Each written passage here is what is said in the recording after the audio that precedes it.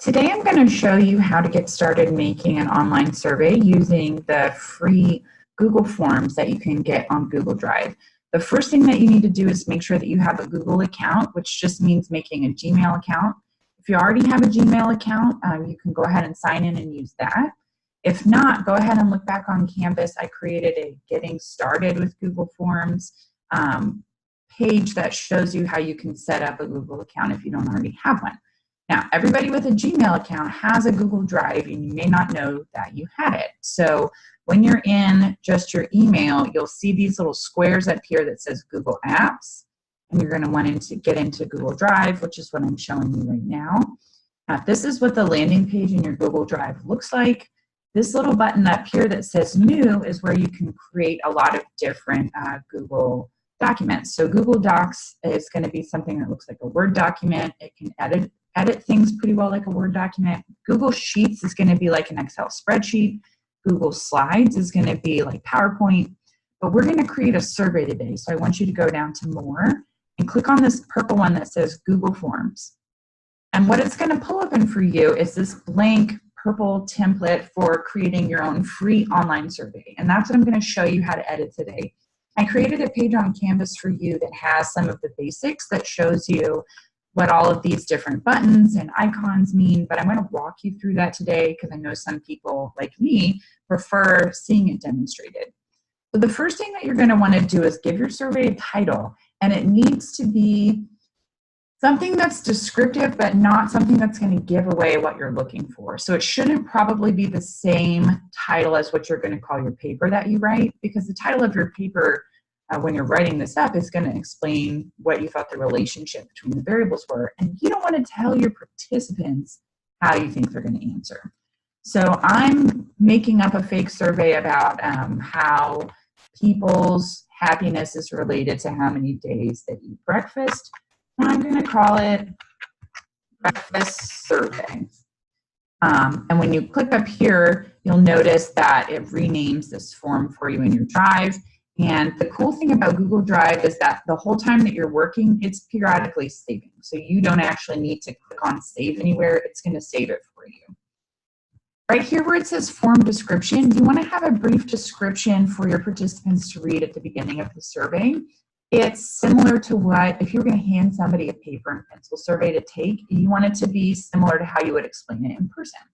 So I'm going to give a brief description like, this is a brief survey that I am conducting for my research methods class. And then you want to give them a little bit of information about what's going to happen with your data. So we want to say something like, your responses will be kept anonymous and confidential. And then you want to give them somebody to contact if they have any questions. So that would be your email address. I'm going to type mine because this is my pretend survey. Please email, and then whatever your address is, if you have any questions. Thank you. Oops. Okay, so that's a nice little description right at the beginning there. Now you can get into typing your questions. Remember, I want you to keep it to fewer than 10 questions for this survey. We don't want participants to really get overwhelmed, and I don't want you to get overwhelmed with trying to analyze the data from 10 different questions. And that 10 questions should include things like any demographic characteristics you want to measure. So let's get started. Let me show you how you're going to edit your questions. Where it says Untitled Question right here, this is where you can just type in the question prompt that they're going to read. So I'm going to get participants' age maybe, and I might ask, how old are you? And we don't want that to be a multiple choice question because we want them to type in their age. Now, if you look right here next to the question, this little drop-down menu here is going to let you change the kind of type of question it is. Short answer is what we want to get, what we want to click if we want them to type anything in. So age is a short answer. So that is what we want to click there, and then they will enter their age right here. So how old are you? And you notice if when you type in Google's pretty smart about some of these. So if you type in something that clearly looks like you're asking for a number, Google will add what they call a response validation, meaning they only want people to enter a number here instead of typing out like 22 spelled out. This custom error text is going to be what pops up if they type in something that's not a number. So please type your age as a number. And that will just prompt them like, oh, I want you to write the numerals 19 instead of writing out the word 19. Here's some other options for editing your questions.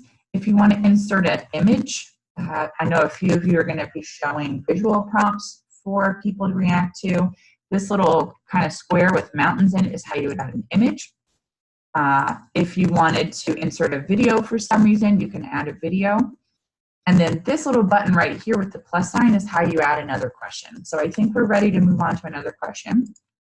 Now I'm going to show you how to ask something where you do want a multiple choice response. So what is your gender?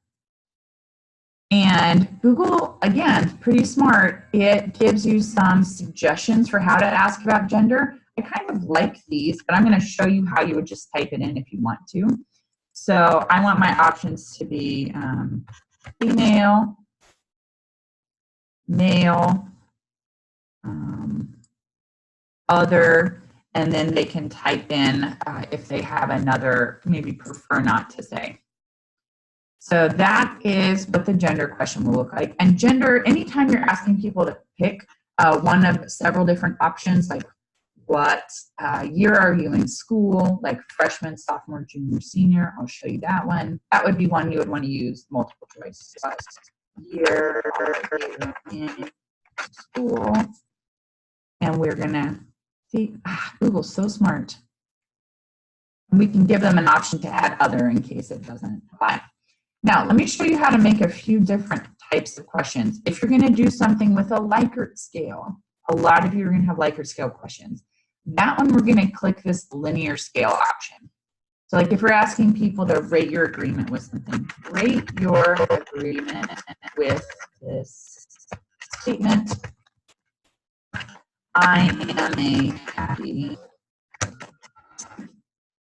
So Google will let you change. Do you want to do it from like 0 to 5 or 1 to 7 or 1 to 10? And you can change that here.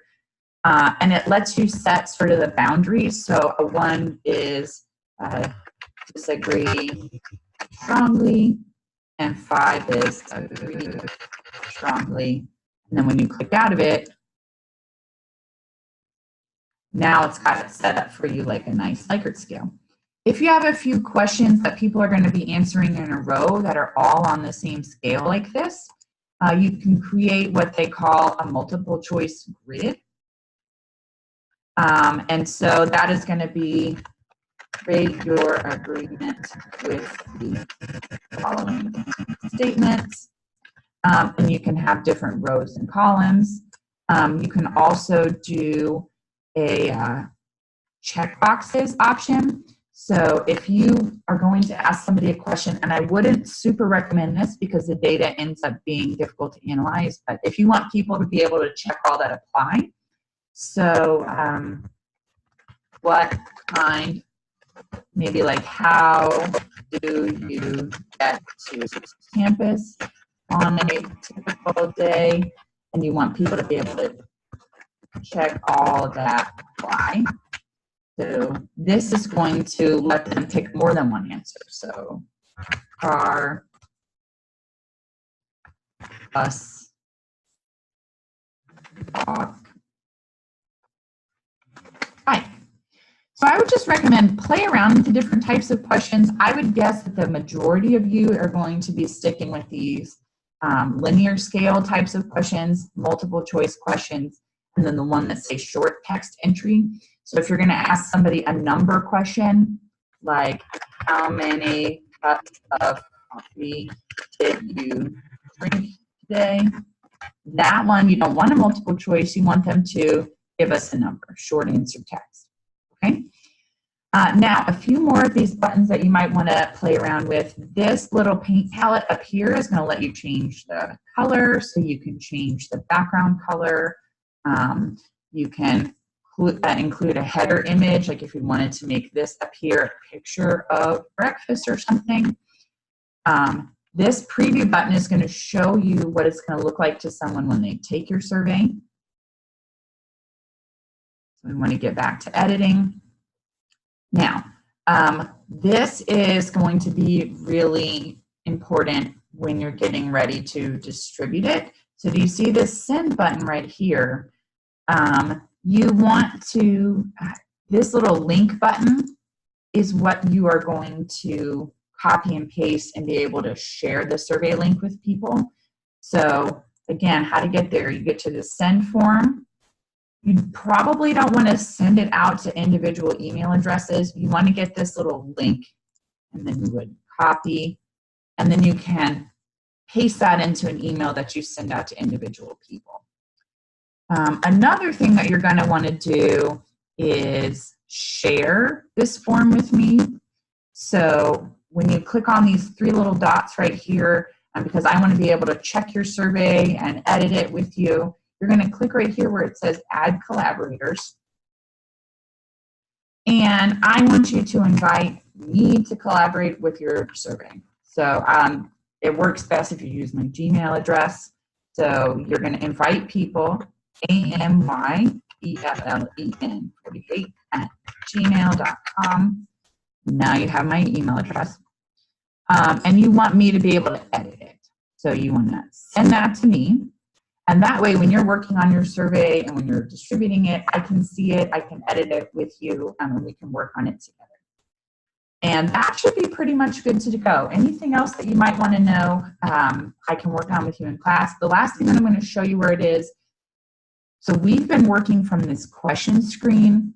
If you click on responses right here, this is where once people start taking your survey, you're going to be able to see the responses to the survey. And we're going to click on this little button eventually that's going to create a spreadsheet for you that has all of your data already in it. So it's a lot easier than having to go and hand enter your data into a spreadsheet. So that is the button that we're going to use only when you're done collecting all of your data. And we want to get it ready to analyze. That's pretty much the basics of how to create a very, very basic Google form survey. And the cool thing is that it's free. And I invite you to email me and ask me any questions. Just don't forget to share and collaborate with me.